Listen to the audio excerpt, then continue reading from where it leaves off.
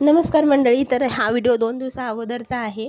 कृष्णालीच्या स्कूलमध्ये open house होतं, तर मी म्हणलं आज पहिली वेळेस मी विचार केला होता की मी साडी वगैरे घालते, कारण की मला साडी थोडंसं वाटत होतं घालावं म्हणून. पण काय झालं, मुलं काय घालू देत नाही. त्यांनी परत बोलणी केली, परत मला काढून ठेवावं लागली. परत गेलं तिथं रिझल्ट बघायला. तिनं खूप छान लिहिलेलं होतं. घरी तरी अभ्यास करत नाही, पण स्कूलमध्ये छान अभ्यास करते. तिला मला वाटते 20 पैकी काय 15 मार्क्स मिळाले होते ह्याच्यामध्ये.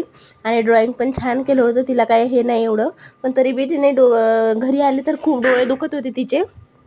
त्यामुळे मग काय केलं, तिला थोडंसं तेलाची मालिश केली, डोळ्याची थोडी तेलाने मालिश करून द्यावं म्हटलं, पण ती काय करू देत नव्हती. मग आम्ही दुपारचं गेलो डोळ्यांच्या डॉक्टरांकडे, तिला घेऊन गेलो. कारण की डोळ्याचं काही हे करायला काम नसते घरी, त्याला डॉक्टरांना दाखवलेलं बरं मला तरी वाटते.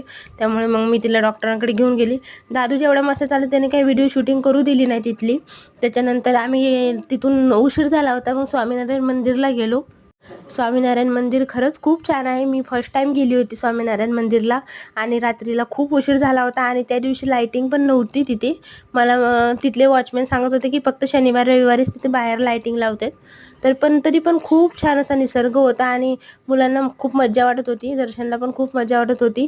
आणि असं फर्स्ट टाइम झालं होतं की आम्ही फर्स्ट टाइमच गेलो, आणि आम्हाला आरती पण मिळाली, दर्शन पण छान झालं.